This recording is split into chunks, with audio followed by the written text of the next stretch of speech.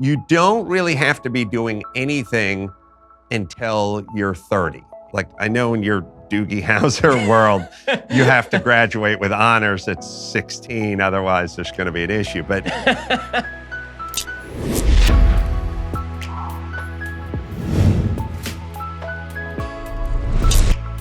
well, hey, and welcome. It is today's Sunday special with Adam Carolla. We're going to jump in just a second. First, I want to say thanks to our sponsors over at Expressvpn. So, with all the recent news about data hacks and breaches, it is very hard for me not to worry about my digital privacy, because no matter what you do online, your mobile carrier, your internet service provider, they track it all, every website you visit, every email you send. So that's why I decided to take back my privacy by using Expressvpn. These days, I don't use the internet without it. Expressvpn is the world's leading VPN provider. It lets you securely use the internet without being tracked by anyone, which is pretty great, especially if you're a prominent personage like myself, and you're afraid that people are going to be grabbing your info. ExpressVPN keeps my online activity private and anonymous while I browse, email, download, or stream. ExpressVPN is great for streaming content. You can even use it to watch the World Cup without a cable subscription, which is pretty awesome if that's the sort of thing that you are into and you like that sort of sport. Their easy-to-use app encrypts all my internet data, hides my IP address, protecting my entire connection, and ExpressVPN costs less than $7 a month. It runs seamlessly in the background of the computer, the phone, the tablet.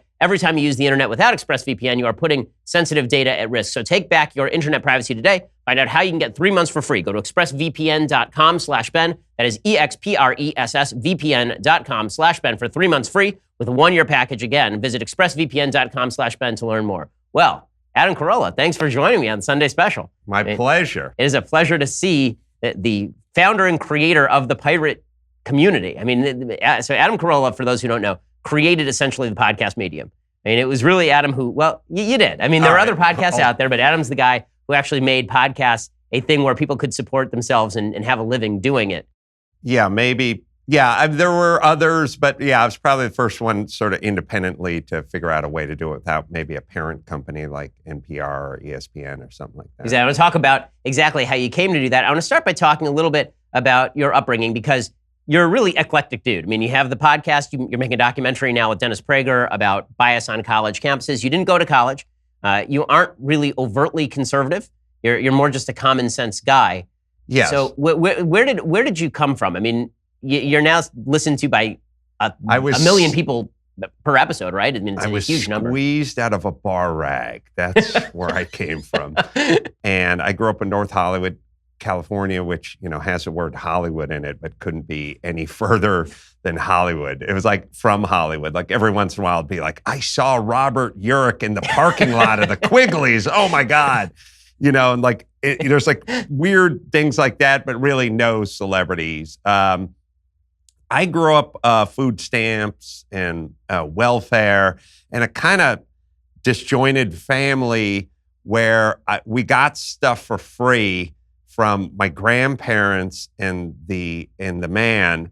And I kind of quickly, I got a quick lesson in how that works. Like, so I grew up in North Hollywood. My grandparents had a house in North Hollywood. These are 1-bedroom, 1-bath houses, like 900 square foot houses.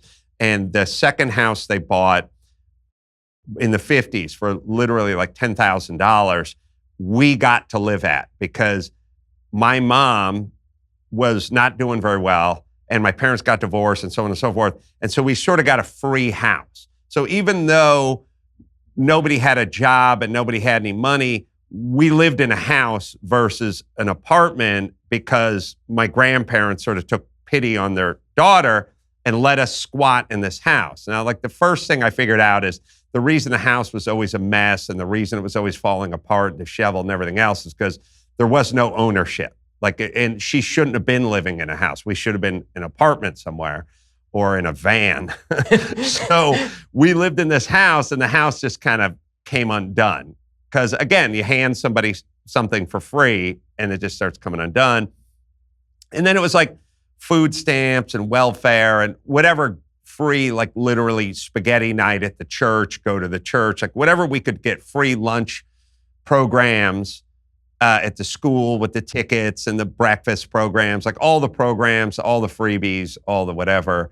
And I just kind of remember thinking like, I felt like my family was sort of hobbled because they got just enough to get by and not be really motivated so they just kind of existed. What about your white privilege? I mean, I assume that got you through. What time is it? Because I'm still, they keep saying, they still, look, it's insane because what's insane with me is I do think there is a kind of a prejudice or like an assumed prejudice when people go, well, Adam, come on, you're well-spoken, you're a white guy, you drive a nice car, you went to college. I would say, I will say to people, I went to North Hollywood High, I graduated North Hollywood High, I started cleaning carpets up the street, literally at A&B carpet cleaning, and then I got into construction. When I say got into construction, I showed up on a job site and pulled ivy off the side of a house in Silver Lake and dragged it up to the dumpster. And I dug ditches. I literally dug ditches. I picked up garbage,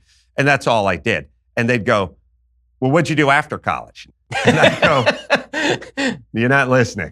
No college, no SATs, no algebra. I never took an algebra class. I took high school math. That's how dumb I was. I looked at my transcript the other day. I came in at North Hollywood High out of my graduating class of 570. I came in 497, and I know 30 of those kids moved to Phoenix or died or like both. Like that, literally like almost out of 500 kids, I came up 497. So I was a horrible student. And even when I tried, I was a horrible student. And then I just got pushed out into the world and just sort of had to make do. And in terms of the white privilege, I worked this notion of like, hey, these are jobs Americans won't do. When I did carpet cleaning, which is the lowest form of like manual labor, like literally get into a van, drive to a Colony kitchen or a Tony Roma's or whatever in the middle of the night and just get the steamer out and steam the entire wand and clean the entire restaurant, and then go back at 4 a.m, drop the van off and go home and get paid $6 an hour.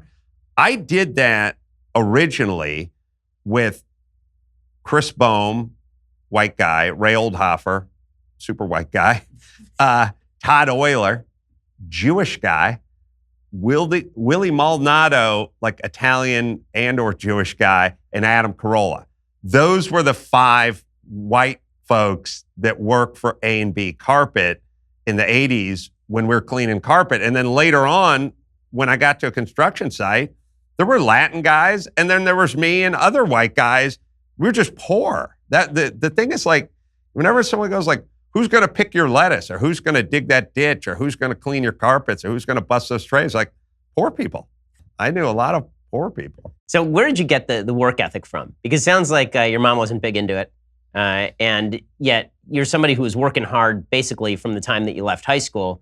And I know you were into football when you were in high school as well. Yeah, I learned my work ethic from sports, probably football, which was a really hard, taxing, sort of hot. Like I learned football will teach you discomfort and how to kind of tolerate discomfort, because when you're in the San Fernando Valley and you're doing 2-a-days in early September and it's brutal outside and they think water's bad for you, like just rinse, you don't literally like spit it out, you'll cramp up, like I'm depleted, please. And you're just running wind sprints in like full gear. It's crazy. It's like the military. So I probably learned that.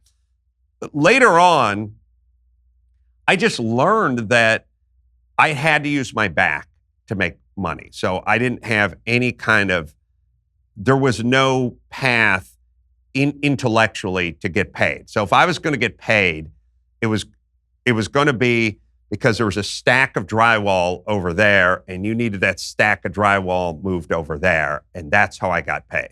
And literally digging ditches and just demoing out stucco and hauling garbage, like that's all I did. I had jobs where I just get dropped off at the Pier 1 Imports now on Wilshire in Santa Monica. We built it 1 million years ago. And there's just a huge pile of dirt, like size of like 2 minivans. And they gave me a shovel and a wheelbarrow. And they're like, the dumpster's over there. And they're like, however long it takes you to get that into that, then you can leave. And I was just alone, just like all day, just scoop, one load at a time, like counting my steps and trying not to go insane. But anyway. As someone who once picked up an object, this sounds terrible to me. Yes. This would not be in the Shapiro wheelhouse. In 1996, Ben Shapiro picked up a feather duster and handed it to one of his squires. But that still counted they have some manual labor in the Jewish community there. Oh, yeah. Yeah, it was funny because there are no Jews on the construction site ever, which always is something that is funny because when I did construction all throughout the San Fernando Valley, like I'd be in Chatsworth, Canoga Park, Simi Valley, blah, blah, blah. No one ever said to me, "You're Jewish, right?" Because I could go either way. I got Adam. Right. I got the Jew fro. I would complain a lot. They're like, "What? That guy?" But no one, I was definitely Italian or just a non-Jew. When I got out of construction and got into writing comedy, it's like, "Well, you're Jewish, right?" And I'm like, "No, I'm not Jewish." And they're like, I was never mistaken for a Jew on a construction site, and I was never mistaken for a goyim in a writer's room, which just goes to show you. Like you tell people, hey, don't stereotype. Well, they're just playing the odds. 0 Jews on a construction site, 0, goyim with this hair in a writer's room. It's like they're trying to save time.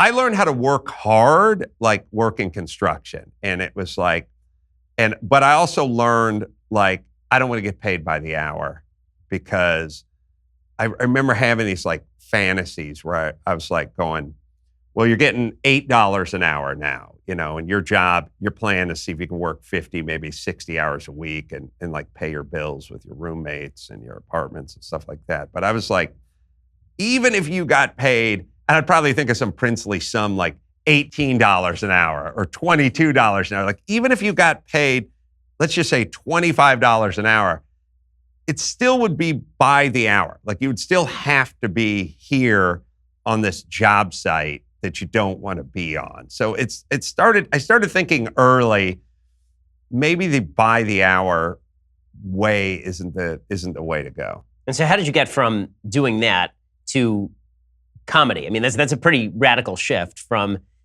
as you say, being the person who is schlepping wheelbarrows full of dirt places to being in writers' rooms on comedy. How did you actually do that? I like sat down in my apartment when I was like 22, and I'd been doing labor for, like labor and carpentry for maybe 3 years, and I was driving like a beat up old mini pickup truck with like no headrests and stuff. And like, I didn't have insurance and I wasn't, construction is very like day labor kind of stuff. Like, it's like, you don't get paid on Christmas. If it rains, you don't go to work. You don't get paid that day. Like literally, if you rolled your ankle playing basketball on a Sunday and you couldn't go in, they wouldn't care, but you don't get paid. Like that, you wouldn't have to call anyone and go like, "I'm not going to be here." They just be like, "Don't be here, just don't get paid. We won't pay you." Like if you left at lunch time and did half a day, you just have 34 hours on your time card. Like, and I was like, that sucks. Like, how are you going to own a house? How are you going to pay mortgage? How are you even going to get credit? I didn't have credit or anything. Like everything was kind of under the table or whatever it was like catch as catch can. And I was just like, it's going to be a long, uncomfortable life. And your family's not in the equation in terms of like, no one's going to leave you a business or your grandfather's collection of Duesenbergs will be all yours. You'll be able to sell them at auction and live comfortably. Like no one had anything. No one's going to help.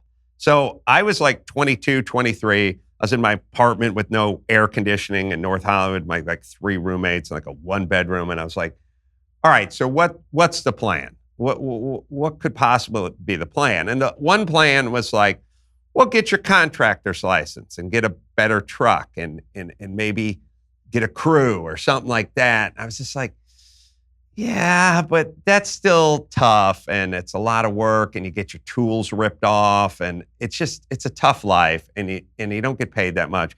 And so I was like, all right, so what else do you do? And I was like, well, you're funny. Like, so you're good with your hands, and then you're funny. So I was like trying to think of things like sort of practically, even though comedy doesn't sound very practical, and it doesn't sound like a high percentage sort of job to go into, but I knew anything that involved studying or training or test taking, that wouldn't work. Like, it was not going to be, I was like, oh, you'll be a dental hygienist. I was like, nah, I would never be able to pull that off. So I was like, you are good at comedy. Now, I don't even know what that means. It just means I was good at comedy, like people are good with their hands, but you still have to learn a skill, a trade, otherwise being just good with your hands does not mean you can read plans and build a house. So I was like, okay, so what's the plan? And the plan was, you're 22, you don't really have to be doing anything until you're 30 in my world. Like, I know in your Doogie Howser world, you have to graduate with honors at 16, otherwise there's going to be an issue. But for me, I was like, when you're 30, you must become a man. That was my bar mitzvah. Like, I was like, I think you can screw around. No one really thinks you're a loser when you're screwing around in your 20s. But at 30, I want to be doing something. But my goal was, don't put the pressure on yourself. You have 8 years to figure out this thing called comedy. And don't even put the pressure on yourself, which is when you're 30, you got to be on TV, you have to have your own show, or you have to be a syndicated radio host, or I didn't have any of that. I just had, right now you're making money off your back. Could you make money off of your ideas or something that involves some air conditioning? Like, I just wanted some air conditioning. Like, it's when it gets hot and you just sit on a pile of drywall and it's like, it gets brutal. I've lived out here my entire life. Right. I get you. Yeah. Yeah. And so I was just like, I would be happy working for a greeting card company if we were in a room and there were 3 people pitching funny Father's Day cards and I could come up with some funny ideas. That was about it. Like, I was like, I didn't have the bar too high, but I needed to be doing something that had dental insurance or something. And so I just said, well, what do you got to do? And somebody said, well, take a Groundlings class, and you could go to the Groundlings and learn how to do improvisational comedy and get up on stage and do group comedy and sketches and write stuff down and stuff like that. And I was like, okay. So here I was, with no car insurance and no medical or dental insurance or anything, just living hand to mouth. But I paid $275 for a Groundlings class, and I was going out on Sunday nights and just doing open mics waiting in line and stuff like that. And everyone in my world was kind of like, are you nuts? What are you paying for? And we're going out Sunday night or whatever, we're getting some beers, we're going to the park, whatever. And I'd be like, I'm going to go wait in line at Rooster T. Feathers to do a 3-minute set, and everyone's like, are you high? And I was like, I don't know what I'm doing, but I know I have to do this thing over here. But I still have to work full time in this very different world, which is construction. And so how did you get from doing, 3-minute comedy sets to then doing what you're doing now? Because that's a pretty large jump. There are a lot of folks in LA who are in line with you. Yeah. Who are now probably managing Coffee Bean. Yeah. Who are not doing exactly what you're doing.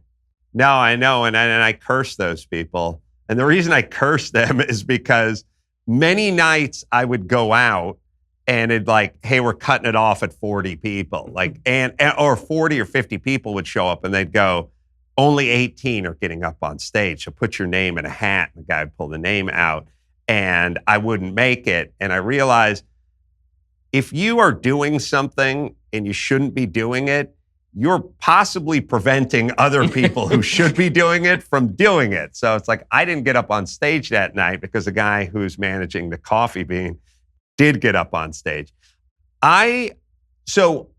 I was plugging around for like 8 years, and I was doing stand up, and I was doing sketch, and I was doing like little acting, and I was doing a little writing, and I was having like little bits and pieces of miniature success. And I'd also at that time got into teaching boxing for a living because not for a living. I taught morning classes at a place called Bodies in Motion. I teach like the 7 a.m. class or the 6:30 a.m. class, and I was getting like $20 a class or something. But it was boxing was just another story. It was something I was into and blah, blah, blah. But it was part of me kind of going, as you get to 30 and as the comedy dream isn't really coming to fruition, the doing something where you're on your feet, where you're interacting with people, where you're talking to people, construction would be lonely. Like you just go there and you'd work alone a lot of times, just be sitting in some half-finished house in Simi Valley, just putting in molding or base shoe or crown or whatever, just all day. And like, I was kind of like, I want to talk. I want ideas. I want to clown. I want to, make people laugh and whatever. And so when I was teaching my boxing classes, you'd get these 20 people and you get to kind of conduct and lead. And like I taught comedy traffic school for the same reason. Like, I don't care about traffic school, but I want to be on my feet. I want to be telling jokes and I want to be whatever. So I was doing all these things. And so while I would teach boxing in the morning, and then I would go do my carpentry. At that point, I just worked for myself. Like I just had clients and I just build cabinets or whatever. I was kind of getting by. And I was driving my truck over the hill with somebody's entertainment unit in the back. And it was kind of a haunting thing. And I'll tell you why, because just to come full circle here. So I'm driving over the hill and I'm going to a woman named Marjorie Grossman's house, probably Jewish. And she is writing for Seinfeld. She has a job writing for Seinfeld, and she heard about me, and she just bought her first house on the West Side, and I'm going to build her an entertainment unit, blah, blah, blah. And so I literally called from her house as I'm driving over the hill. I'm listening to K-Rock radio. I'm listening to Kevin and Bean. I'm listening to Jimmy the sports guy, who's now Jimmy Kimmel, back then like third banana on the morning show, getting into an argument with Michael the maintenance man. And next thing you know, we're going to have a boxing match between Michael the maintenance man and Jimmy the sports guy. I didn't know either one of them, obviously. I'm like a person just listening to the radio, And I get to Marjorie Grossman's house, and I'm like, could I use your phone? And I'm calling K-Rock going, hey, I'm a boxing trainer, because they put it out. They're like, we need trainers. We need a venue. We need equipment. And I'm like, I could train. Now, it's so funny because everyone assumes I wanted to train Jimmy. But I didn't, because Jimmy had just got to the radio station. He was there like for 3 or 4 weeks. Michael, the maintenance man, had been there for a number of years and was kind of a fixture. Also, Michael was black. And I was just playing the odds like we did on the construction site in the writer's room. I was just going to say, give me the brother. I bet he's got a little more ability in that ring. And so I didn't want to train. I'll take either one of them. But it wasn't like, I was just calling from Marjorie's house going, oh, yeah, I'll hold, and like leaving a message. Hey, this is Frank Murphy, producer of the morning show. This never called back, like 100 messages. And I remember also I was talking to Marjorie, and she's like, yeah, I write for Seinfeld. I was like, oh, how does it work? He's like, well, we get into a big room, and we order some Chinese food. I'm like, who pays for the Chinese food? It's like, I don't know, but you don't have to pay for it. Like, no, like someone else pays for the Chinese food? Yeah, or we could get Italian. But every day? Like, yeah. I'm like, because on the construction site, it was always like, oh, who owes the lunch truck money? Like, oh. So, and it's like, yeah, we just start spitballing ideas, and then we have a big dry erase board. I'm like, oh. And you're getting like thousands of dollars a week for eating Chinese food and spitballing ideas. And I was like, oh. And I remember thinking like, you got it made. You got it made. Oh. So I was building her thing, and I kept calling K-Rock and they kept not answering. And then like the next day, I would hear them again on the radio, like, hey, we're looking for trainers. And they'd interview like a trainer on the phone, like, hey, we got a trainer on the phone. And I'd be like, no, it's me. I'll be the trainer. And at some point I realized I need to show up at K-Rock because I didn't have a cell phone. You know, I had to go use Marjorie Grossman's phone. And no one was, and I had to go to the building. I found out where the building was in Burbank, and I showed up before my class at like 6 a.m. And I got into the lobby, but the building was closed. Like I couldn't go up the elevator to K-Rock or whatever. And I was like, they're like, yeah, the elevators don't start going until 7 or something. So I went and taught my class. And the next day, I got a guy named Tree, who, good name, man. Last name Roundtree, nickname Tree. That's a boxing coach. So I got Tree to cover my class, and I went back at 7, and I got up the elevator to the 9th floor where K-Rock was, like commercial building. But K-Rock was locked. Like K-Rock didn't open until 9 for business. So now I'm just standing in the halls of the 9th floor of a commercial building in Burbank by the elevators, and I'm like, they don't show up till 9. The morning show's on, but they're like tucked away in the corner, and it'd be like you and I sitting here and someone just standing out in the lobby who couldn't get up here. So I just stood there. Like I was just like, where should I go? What should I do? And I stood there, and some guy came up the elevator, and he clearly like had like a hand truck or something. He had business, like he was dropping off some stuff, and he was walking around this back hall to like go in what is now, I know, is the back door of K-Rock with the keypad or whatever. And I was like following him, like, are you going into K-Rock? And he's like, yeah, you know, I'm filling the vending machine or something. And I was like, could you tell him there's a boxing coach waiting by the elevators? And I'll just wait by the elevators. Just go tell anyone in there there's a boxing coach. And he's like, yeah, all right. And he just like went in, and I just stood by the elevator for like 20 minutes or something. And at some point, Jimmy just came down the hall, same direction the guy went, and he just kind of walked up to me. It was probably doing the morning show. He's probably in the middle of doing the show. And he's like, are you the boxing coach? And I said, yeah. And he said, okay. And I was like, I could be your boxing coach. And he's like, yeah, okay. I was like, okay. And he's like, when do you want to start? And he's like, I don't know, today, later today, after I'm done. And I'm like, yeah, let's start. Like, how about noon at Bodies in Motion in Pasadena? I'm like, okay, I'll meet you at the parking lot, you know? And I just stood there in like the parking structure, and he pulled up in a beat up RX-7. Like it was really beat on. And I was like, my Isuzu Trooper's nicer than this guy's RX-7. Like I remember like thinking, wonder if I want in on this. But I was like, I got 3 weeks to train this guy. And all I want to do is pick his brain about how he got into radio and how he got into comedy. Now, he's not high up the food chain at K-Rock. Right. So he's kind of does some writing, does some producing, does some editing, and does his sports bit, but he's not Kevin or Bean or Frank Murphy, the producer. So he's not going to be able to march in there and go, hey, fellas, new plan. This guy's, you know, like he's nothing. So, but we just keep talking about comedy and comedy. And he kind of realizes that I have some ability beyond boxing for comedy. And he does the fight. He loses the fight.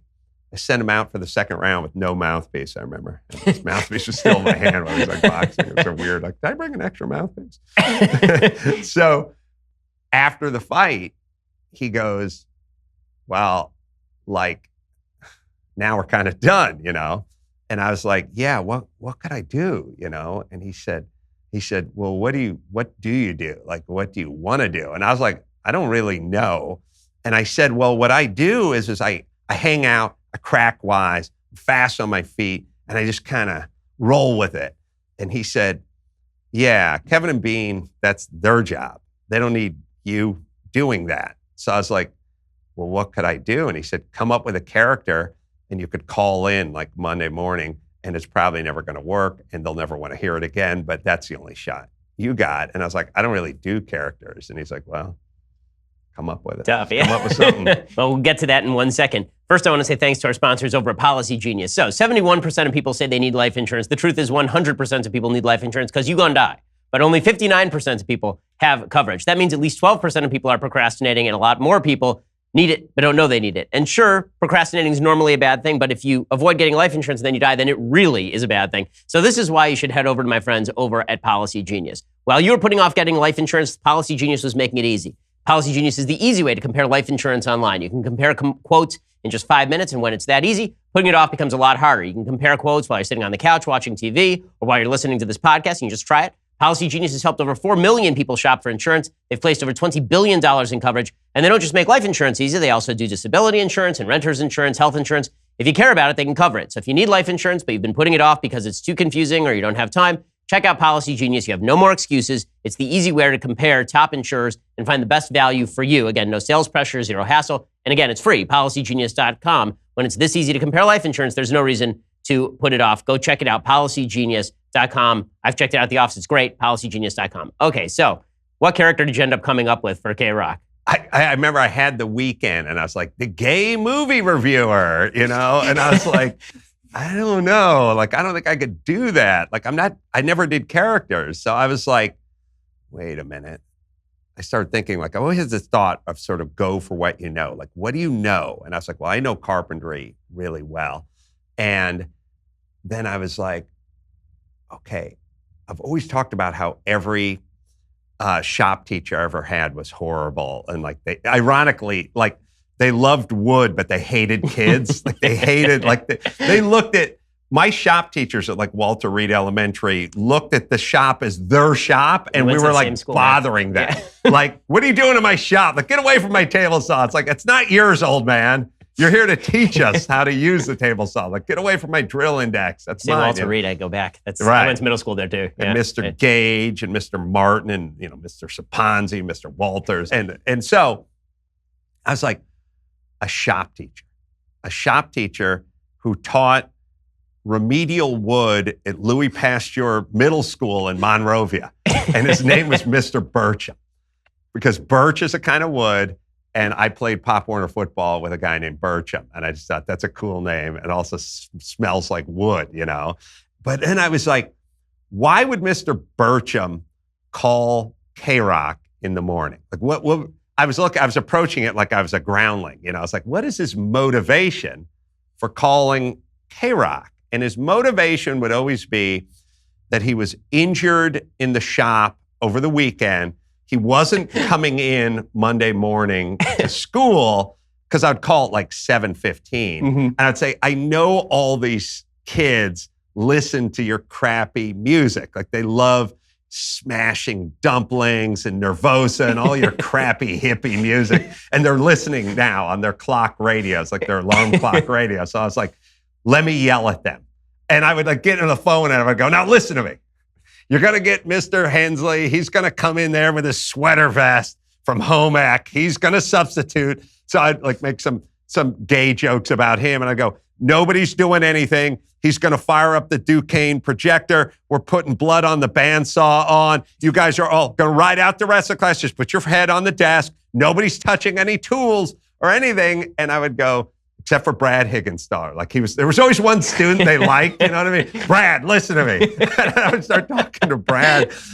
And I'd be like, so help me God, if I come back there tomorrow and someone got into my drill index or my Makita calendar, I'm going to be ripped, And then I would tell Brad how to like go through, like I was thinking about a dovetail joint, but maybe a finger joint, but also I don't want to do a butt joint, Brad. Let's do a dado. Oh no, let's do a rabbit. Okay, Brad, take the dado setup and put it on, move the Biesenmeyer fence, set up the dado on the table saw, and I just start getting into this like crazy nailing schedule on shear wall and stuff like that. And the character was huge because everyone thought he's actually a guy.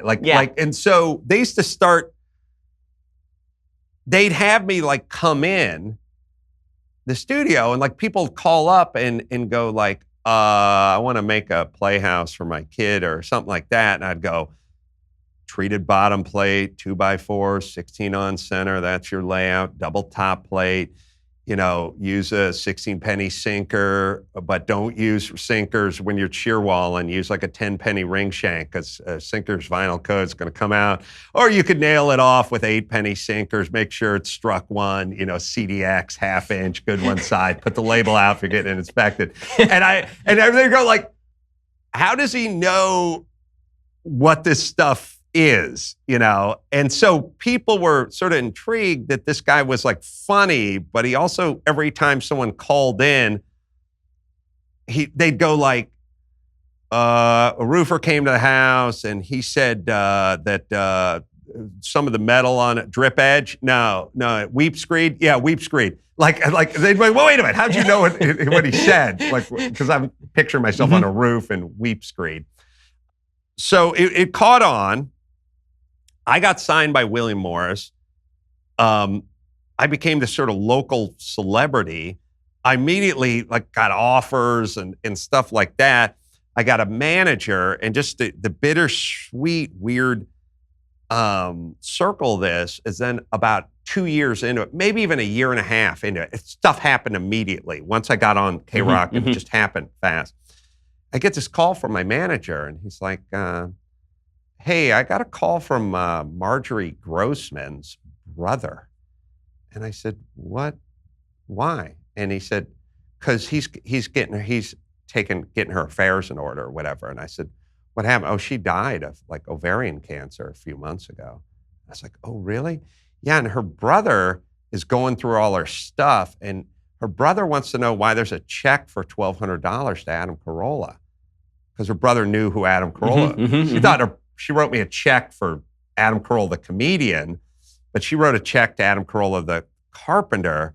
And I remember it was literally yesterday, I was envying her life. I was like, oh God, you got it made. You got a new house, you got entertainment, you're working. And then she just died like that. And now I'm got my manager and William Morris and blah, blah, blah. And I was like, God, life's pretty interesting tapestry. Yeah, so you ended up obviously becoming huge on radio, and then eventually you decided to launch a pirate ship of your own. And so we can fast forward to that. Yeah, we're fast forwarding. Yeah, exactly. So how did that come about? How did you decide, I'm done with radio, I'm not doing terrestrial anymore. Now I want to do this podcasting thing that nobody had really tried successfully to that point, but you spotted a market before there even was a market, and now the rest of us get to make a living in it. Yeah, where's my VIG? Come on, can't I at least wet my beak? I'm not asking. I'm not the government, but 10% is kind of a standard tithing. I've never thought about anything in advance other than move forward. I'm kind of I've always kind of looked at it as hey, we're in the middle of the ocean, look toward the horizon or look toward wherever you think land is and just start swimming. And then somebody would keep saying where are you going or what island you're shooting for? And I'm going, I don't know. I'm just going that way. And they'd go, well, how do you know and I'm like, well, the alternative is just kind of treading water out here until we're consumed by sharks. So I'm like, let's just go. So I always assumed in radio that I would get thrown off of radio for saying something stupid, and then I'd go get another job somewhere else. It was well, I'll get cut for this team for getting into it with the coach, but I'm a good ball player and I'll just get picked up by this other team. But I didn't know the league was going to collapse. And what happened in 08, 09 with my radio is sort of the league collapse. There was no more guys getting paid a lot of bucks to give their opinions on the FM side. So the FM side just completely went to music and playlists and no DJs. And somebody figured out why are we paying these guys hundreds of thousands or millions of dollars to do this when we just do a program? So there was no more work. And I had 2 young kids and a pretty good lifestyle in terms of mortgage and a warehouse and a couple of cars, and I had a kind of big monthly nut and no job, and I was getting paid for 9 months to the end of my contract. So I was just like, I did not believe in podcasting per se because there wasn't any model for podcasting in terms of revenue generation. So my thing was like, look, after all the work that I did, which would literally be like, go to that apartment, get on the roof, and scrape the tar paper off it, I was like, that's work. Talking is something you do with a friend at lunch that is one of the most enjoyable endeavors. Like, what's better than you having lunch with a guy you just love to talk to? You know, like you and I, we love Dennis Prager. Mm-hmm. Going out to dinner with Dennis Prager, that's 2 hours of talk, but you'd pay for that. So I was like, I never want to look at talking as a job. So, and I also have built this audience over the years, and I don't want to have my tether come unmoored and like float out somewhere and then come back and see if I can get them gathered up and into the tent again. So I was just like, well, I knew we had many millions of minutes of streaming every month, but the radio station and their sort of infinite wisdom was like, they'd come in and they'd go, you guys are number 5 in Los Angeles. You got to get into the top 3. Oh, and you had 19 million minutes of streaming last month. And I go, well, that's good for something, right? And they'd go, no, it's not. And then they'd leave. But I kept going, literally like 19 million minutes of streaming in a month. I'd go, that's got to be something, right? So that thought, as well as getting paid for 10 months to stay home, essentially, I was like, well, let's start podcasting. And it really has changed everything. I mean, I had Joe Rogan in here a few weeks ago, and we were talking about you, and he was crediting you as the guy who kind of realized that there was another continent out there that nobody else knew was out there. And obviously that's happened for a huge number of us. It's also created an enormous amount of liberty in the space, because being on radio, you did radio a lot longer than I did, but I did radio too. There's always this fear that you're going to say the one thing, and then the one thing will get you fired, and it will finish your career. And for you, it's a lot harder because you're in comedy. And now, I mean, I was going to ask you this from the very beginning. How do you do comedy in an era of political correctness? Because it seems like everybody is getting slaughtered right now. Every comedian gets to a certain point, and then the long knives just come out if you make the wrong jokes unless you are properly woke, or you're Amy Schumer and you're just going to make a bunch of feminist jokes or something. Then you can say whatever you want. But if you're anybody else, I mean, you're a white dude who's relatively conservative on politics, or at least is perceived that way. And that means that the knives come out. So how do you deal with that? You know, it's kind of interesting, but I do feel like they do as much as they think they can get. Meaning, I've had plenty of that in my career. I think if the attitude is, I don't apologize, I don't care, attacking me is not going to be satisfying for you. There needs to be I was just talking about this on my podcast, which is, I used to fight in the street a fair bit, not a lot, but like I definitely had some street fights, and I knew how to fight. And I was just like, I don't know, 22, and I was like, I would fight. And I always knew I wasn't a mean person, and I would not pick a fight with anybody. But I knew if somebody wanted to fight, I knew exactly how to get them out into the street with me to fight. Like, we want to leave this party and we will go fight. I would tell them, I don't want to fight. I don't want trouble. Like, I really don't want trouble. And their answer would be, oh, you found trouble.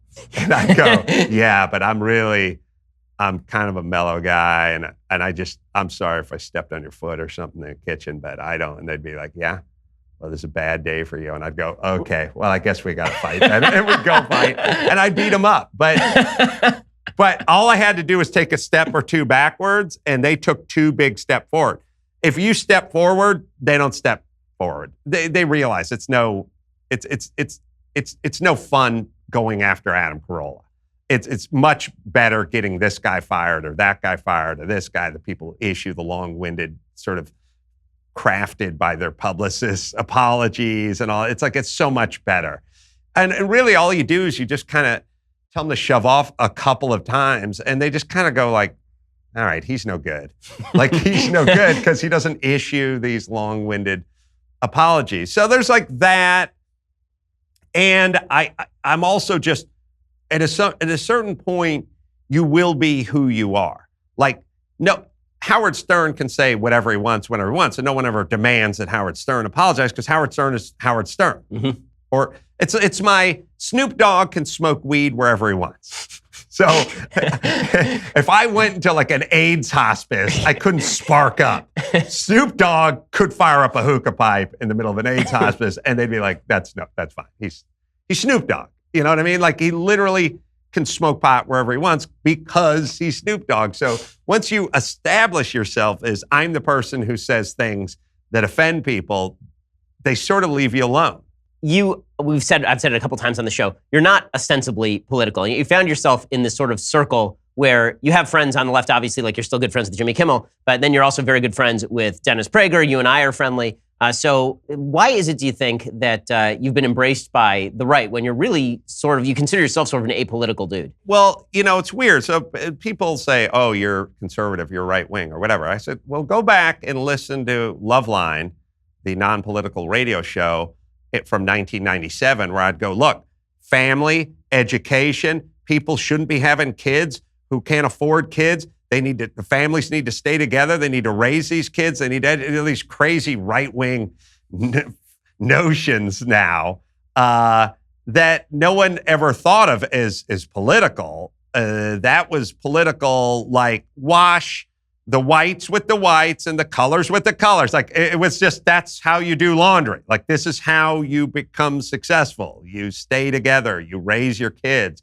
You don't buy things you can't pay for. You don't rely on the government. The government's not going to do a good job taking care of you. You have to do it yourself, delayed gratification, whatever. All the stuff I learned through, quite frankly, this little microcosm called North Hollywood High. It was a very interesting combination of different folks, different ethnicities, and different whatever. I was in North Hollywood High.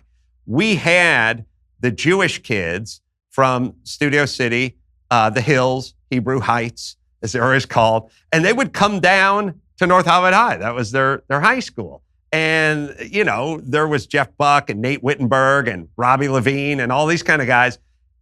And they're like, their family stayed together and they were in student council and they did well in their schoolwork and stuff like that. And then there was like white trash dudes like me from literally right next to the high school in North Hollywood, my buddy Ray and Chris and stuff like that.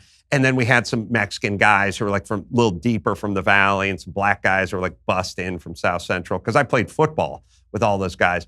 And at a certain point, when North Hollywood High was done, I say done because like my friends, some of them didn't graduate or they just moved on or they wandered off and had jobs.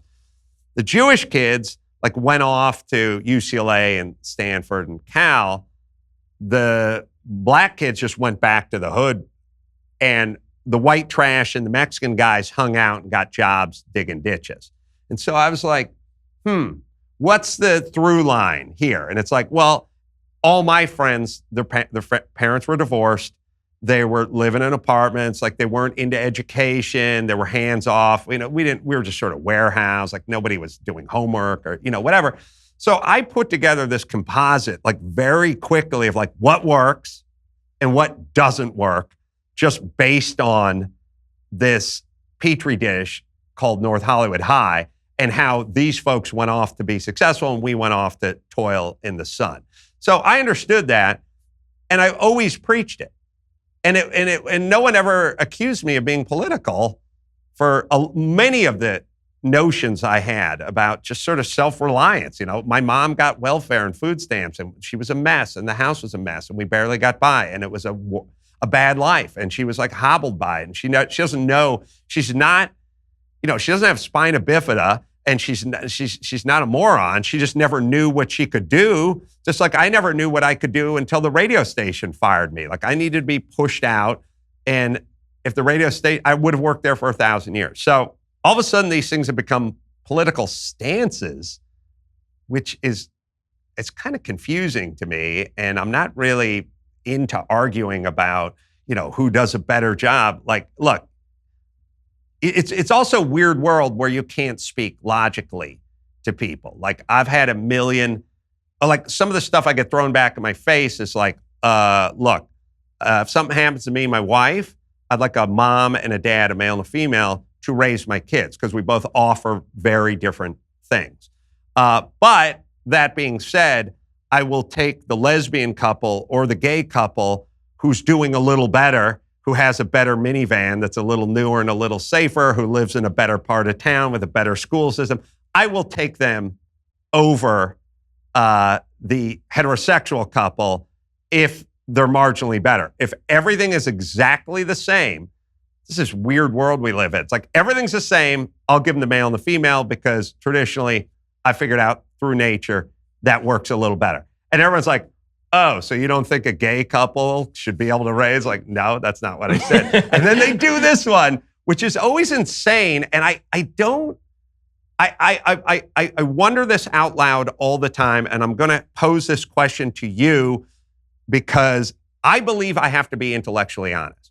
One of the biggest problems I got into is when somebody said to me, who's funnier, men or women? I didn't think I was allowed to say they're both exactly the same. I had to answer the question. I said men are funnier because they're trying to get laid, but so they've evolved that way. Think about all that and all we put into getting laid. But also, I said that being said, I know plenty of women that are funnier than every guy I went to high school with. But if you're just going to ask me, I'll go with men. And I got a ton of crap for that. But here's what I don't get. Every time I say to somebody, look, all things being equal, I'll take the heterosexual couple. Now, if the gay couple's doing a little better in their tax returns and lives in a safe neighborhood, I'll take the gay couple. And then they go, all right, so you're saying the heterosexual couple could be strung out on meth and they could, the woman she's a full-time prostitute. He's pimping her out. They're cooking up. They're making meth in their bathtub of their apartment, which, by the way, is in a very dangerous part of town. And the gay couple, that's David Geffen, and he's out on a yacht in San Tropez. You would take, and I said, no. I think I was insanely clear. I said all things are the same. All things are the same. I would take this. But if the other couple, and then they go, well, that's a flawed premise because you can't make everything the same. And I'm like, just make them have the same job, live in the same neighborhood. I don't know, some may think one guy likes Jeopardy, the other likes Desperate Housewives or something, but just make everything the same, would you? And like, no. Like, are these people stupid? Like what, when they say to me, so you would take this couple that raises rabies-infested raccoons in their camper, in their double wide, over David Geffen. I'm like, no. But why did you say that? Why would you say, like, are they insane? Are they intellectually dishonest? Are they lying? Like, I can't. And what do they expect me to go? Right. Well, oh, you caught me. Like, I said the same. Everything's got to be the same. I do think that they're looking for a world in which they need an answer. And the answer is always going to be that it's their political viewpoint or you have a character flaw. And so if you do not repeat their political viewpoint, then it must be that you have a character flaw. And that character flaw means that secretly, even though you've already said this stuff, secretly you do believe that the rabies-infested double wide with the heterosexual couple is better than David Geffen because your secret motivation is that you like gay people worse than you like straight people. You like straight people more than you like gay people. Right. And so even if you say all things being equal, deep down in your heart, you know secretly that what this is really coming from is animus for gay people. Right. I think that's really what it is. I think because having spoken with more people on the left than anybody that I know in my lifetime, it seems to me that when people are being intellectually dishonest that way, and you see it with Kathy Newman and Jordan Peterson, for example, or Jordan Peterson is talking about earnings and Kathy Newman is suddenly just recasting everything that he's saying. Right. She knows what he's saying. It's just that she doesn't believe that that's really his motivation in saying it. It's them attempting to read your heart, I think. Right. And so if you're comfortable, it goes back to what you were saying earlier. If you're comfortable in who you are, it's hard for them to come back at you because they want to say that you're homophobic or you're racist or something. You say, well, I'm not that. And they don't have any place to go from there.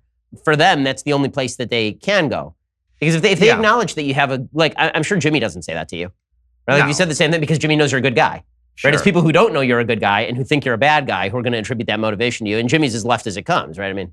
Yeah. I mean, he has like old-fashioned values as well, which don't necessarily come out on stage. He definitely is a family man. He's super loyal. Like he has basic, like old school, traditional. I don't know. Yeah, I don't know what's political, what's not political anymore. But he's very family oriented. He's more religious than I am, and I got everyone beat because I'm like at a 0. I don't know if I got a beat the wrong direction, but anyway. We'll find out later. He's very loyal and he's very honest. Like has all the qualities that you would want, that the grandparents would want their kids to date. No, the only point that I'm making is that he's politically different than you are, but he's not attributing these bad motivations to you. So I would say that typically, and the same thing is true, for people who I deal with. I have friends who are on the political left, and if they don't spend their days misaligning, misattributing character to me, then I know that they're a decent person. Like it seems to me that it's always been about decency. Well, it's also I think part of the problem. I've always had this sort of theory, which is like all roads lead to narcissism, and if you can hop on the line on Twitter and say what happened to Cecil the Lion is a tragedy and it should never happen again, and it's not going to happen on my watch or something, then you get to just send out to the heavens that you're a virtuous person. And the way to, so there's two ways. If I make 50 grand a year, there's 2 ways I can get a raise. One way is work harder and make 75 grand next year. The next way is push you down from 50 to 25, and thus I just got a raise in my mind. And now it's a horrible math, and it's not a way to get yourself any further down the road. But if my personality, if my virtue is a 7 and yours is a 7, if I can knock you down to a 3 or -2, then guess who gets to be at the top of Virtue Mountain?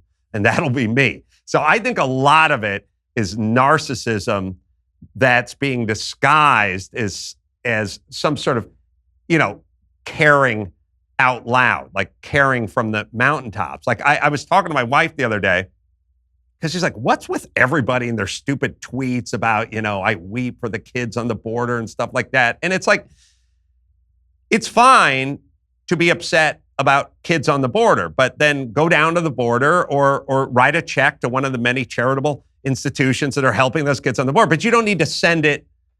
I don't need to know how you feel about what's going on the border or Cecil Line or anything else. And I was like, my last tweet, I think my wife got mad about this, but my last tweet was, I told everyone, don't do it in your kid's sink, but you can whiz in your sink if you're tall enough. Sorry, Ben. One of the great time savers of life is like brushing your teeth and whizzing in your sink. And somebody tweeted me, it turns out you can save millions of gallons of water. And they're showing this thing where it's like, there's a sink where it's like you pee into it and you wash your hands and it washes the whatever.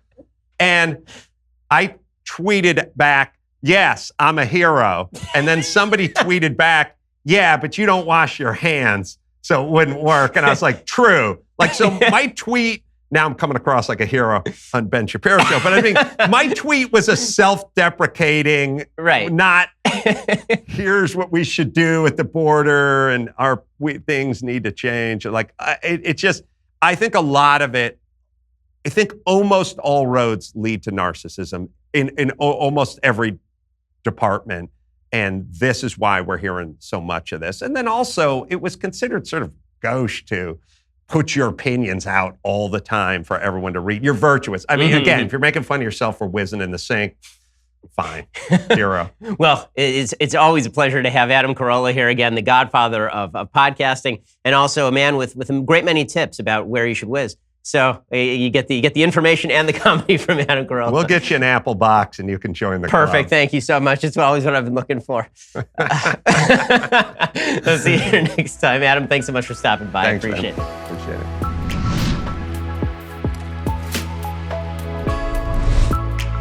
The Ben Shapiro Show's Sunday Special is produced by Jonathan Hay. Executive producer Jeremy Boring. Associate producers Mathis Glover and Austin Stevens. Edited by Alex Zingaro. Audio is mixed by Mike Coromina. Hair and makeup is by Jesua Alvera. And title graphics by Cynthia Angulo. The Ben Shapiro Show's Sunday Special is a Daily Wire Forward Publishing production. Copyright Forward Publishing 2018.